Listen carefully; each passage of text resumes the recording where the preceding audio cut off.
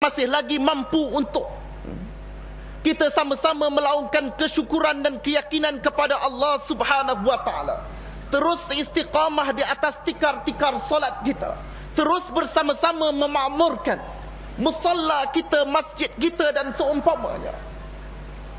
Bagaimana Allah Subhanahu wa taala mengajar baginda sallallahu alaihi wasallam dengan suatu kaedah yang disebut sebagai pecutan terakhir. Ada cikgu-cikgu kat sini, ustaz ke ustazah ke? Cikgu-cikgu, ustaz ustazah, angkat tangan sikit.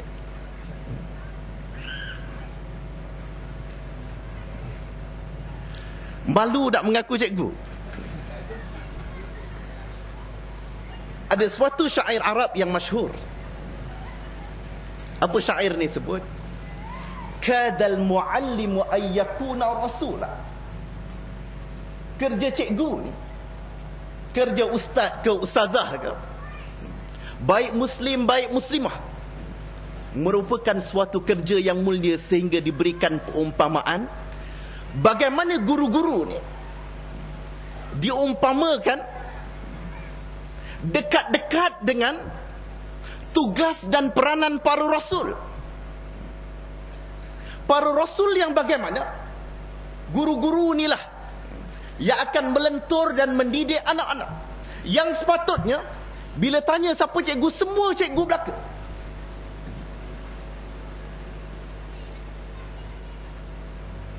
Memang kita sepatutnya mengambil peranan ini. Dah kata kita mengaku umat Muhammad sallallahu alaihi wasallam, yang kita nak sama-sama mendapatkan syafaat daripada baginda sallallahu alaihi wasallam. Tetapi kadang-kadang kita lupa dan kita rasa malu pula nak mengaku sebahagian daripada tugasan baginda sallallahu alaihi wasallam yang diwariskan kepada diri kita bersama. Kita sekurang-kurangnya menjadi, kalau kita suami, menjadi cikgu kepada isteri kita. Kalau kita seorang bapa, kita menjadi cikgu kepada anak-anak kita. Kalau kita seorang abang, jadi cikgu kepada adik-adik kita. Kalau kita seorang mertua, menjadi cikgu kepada menantu kita. Kalau kita seorang adik, kita juga boleh menjadi cikgu kepada kakak-kakak, abang dan seumpamanya.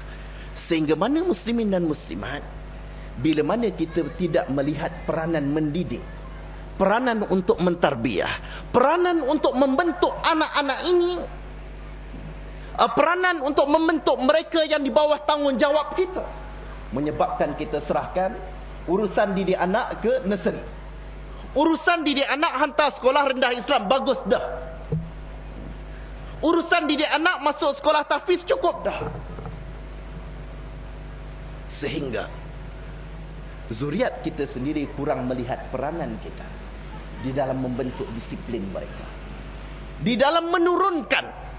Kadang-kadang anak seorang ustaz, tetapi akhlaknya jauh lebih buruk daripada anak seorang penyanyi rock. Kadang-kadang anak seorang imam boleh untuk keluar berpeleseran lebih dahsyat daripada seorang anak orang biasa. Lalu muslimin dan muslimat yang dikasihi sekalian, nak bincang bab peranan guru ni ceramah lain. Okey, muslimin dan muslimat, kita balik kepada pecutan. Bila sebut cikgu-cikgu ni biasa, anak-anak murid nak ambil periksa, nak ambil SPM, dia ada program pecutan. Nak ambil UPSR pun ada pecutan untuk mendapatkan 5A. Nak ambil PMR ada pecutan untuk mendapatkan 9A. Nak ambil SPM ada pecutan untuk mendapatkan straight A's. Maka konsep pecutan ini lebih awal diajarkan oleh Allah Subhanahu wa taala. Maka dengan sebab itu, muslimin dan muslimat yang dikasihi sekalian, dalam banyak-banyak Ramadan ini, 10 yang terakhir ini merupakan saat-saat untuk memecut. 10 yang terakhir ini adalah saat-saat untuk merebut dan meraih piala takwa yang dijanjikan oleh Allah Subhanahu wa taala. Ayat yang saya baca seawal tadi, Allah kata jannah itu, maghfirah itu disediakan untuk golongan al-muttaqin, golongan yang bertakwa kepada Allah Subhanahu wa taala. Penting memecut ni muslimin dan muslimat yang dikasihi sekalian. Seorang pelari pecut contohnya, siapa pelari pecut? Usain Bolt, dan juga Tyson Gay contohnya. Kalaupun dia melakukan pecutan awal dalam keadaan yang tangkas, tetapi di penghujung rancangannya dia cramp, dia kejang otot, maka dia akan gagal. Seorang pemain bola seumpama Safi Salih, itu Malaysian punya level, ataupun seumpama Lionel Messi ke, ataupun Ronaldo ke, ataupun seumpamanya, dia kan ada final touch yang cukup cantik untuk menjadikan mereka striker yang hebat. Maaf muslimat, saya tak reti nama star pemain netball ke basketball ke yang perempuan. Kenal jugalah Lionel Messi, Cristiano Ronaldo dan seumpamanya. Tapi apa yang nak saya sebutkan ini, even dalam kehidupan kita seharian, betapa pentingnya pecutan yang terakhir, betapa pentingnya untuk memanfaatkan saat-saat yang terakhir, the final push. Baru lepas 24 hari yang lepas, isteri saya bersalin. Orang bersalin dia pun kena ada final push. Saya alhamdulillah berkesempatan, daripada 3 orang anak, 2 orang lahir di Scotland dan seorang lahir di Dungun. 3-3 ni sempat untuk bersama-sama dengan isteri yang tercinta melahirkan bayi dan menyaksikan sendiri bagaimana proses kelahiran. Kalau yang ada yang masih berkesempatan, saya akan mengesyorkan 100% untuk menemani, dan insya-Allah dia akan mendidik sekurang-kurangnya jiwa kita untuk merasakan, dan juga sekurang-kurangnya mengajar lidah kita untuk tidak mengeluarkan kata-kata yang kesat ataupun marah orang perempuan kita lebih daripada yang sepatutnya. Dan kita sekurang-kurangnya, kalaupun diberikan rezeki lebih, untuk tambah 2, 3 ataupun 4 seumpama Saleh Yaakob, sekurang-kurangnya kita akan menghormati dan juga memberikan maklum dan berbincang dengan isteri-isteri kita insya-Allah. Okey, bab Saleh Yaakob kita ceramah lain. Muslimin dan muslimat, sidang hadirin dan hadirat yang dikasihi sekalian, apa yang nak saya pertekankan, betapa pentingnya the final push, supaya nanti kita yang Allah Subhanahu wa taala berikan peluang ini dengan doa kita, wa Allahumma ballighna Ramadan, ya Allah ya Tuhan kami, sampaikanlah kami kepada Ramadan.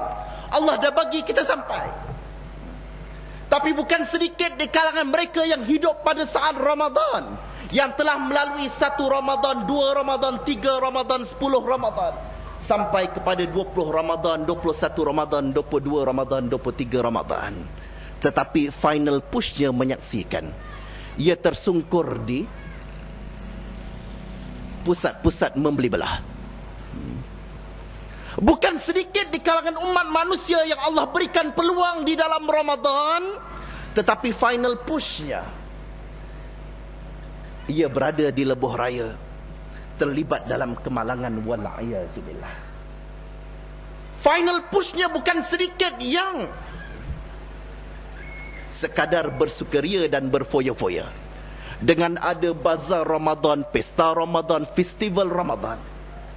Bila sebut festival Ramadan, sepatutnya sebagaimana yang dilaksanakan di Qaryah Ramadan. Saya berkesempatan alhamdulillah duduk di Kota Baru waktu weekdays, di Terengganu waktu weekend, dan kadang-kadang ke mana-mana tempat yang sewaktu dengannya pada hari-hari yang lain.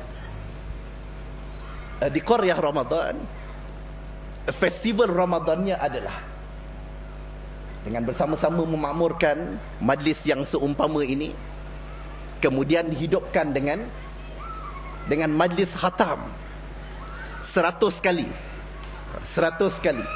Ini diadakan sempena nuzul Quran. Kemudian ada juga klinik hukum untuk bincang bab-bab hukum. Ada juga remaja bersama Ramadan dan macam-macam lagi program-program yang menghidupkan suasana Ramadan. Maka rakan-rakan muslimin dan muslimat yang dikasihi sekalian, untuk kita sama-sama berkongsi kepentingan final push, untuk kita bersama-sama merasai kepentingan ini supaya kita insya-Allah dihindarkan oleh Allah Subhanahu wa taala daripada mereka yang bersama dengan Ramadan sampai ke penghujungnya, yang sepatutnya memberikan final push, yang sepatutnya memecut, yang sepatutnya cuba untuk menamatkan perlumbaan yang disediakan oleh Allah Subhanahu wa taala ini, dihindarkan kita insya-Allah daripada mereka yang tersungkur di pintu syurga Allah Subhanahu wa taala. Wal'iyadzubillah. Muslimin dan muslimat sidang hadirin dan hadirat yang dikasihi sekalian, maka dengan sebab itu saya suka untuk mencadangkan perkara yang pertama bila bincang bab pecutan ini. Allah Subhanahu wa taala dan Rasulnya mengajarkan kepada kita apa pecutan yang pertama, tidak lain dan tidak bukan adalah pecutan istighfar. Yang nak kita pecut, tak perlu fikir berat-berat, tak perlu untuk menyediakan latihan selama 2-3 bulan untuk melakukan pecutan istighfar. Istighfar ini memohon ampun daripada Allah Subhanahu wa taala. Kita diajar bagaimana ini meletakkan kehambaan yang paling tinggi di sisi Allah Subhanahu wa taala. Yang dengan itu, muslimin dan muslimat yang dikasihi sekalian, kita sama-sama meneliti bagaimana bila Rasulullah sallallahu alaihi wasallam sering mengulang-ulang kelebihan-kelebihan Lailatul Qadar, malam Lailatul Qadar, kelebihan-kelebihannya yang lebih baik daripada 1000 bulan,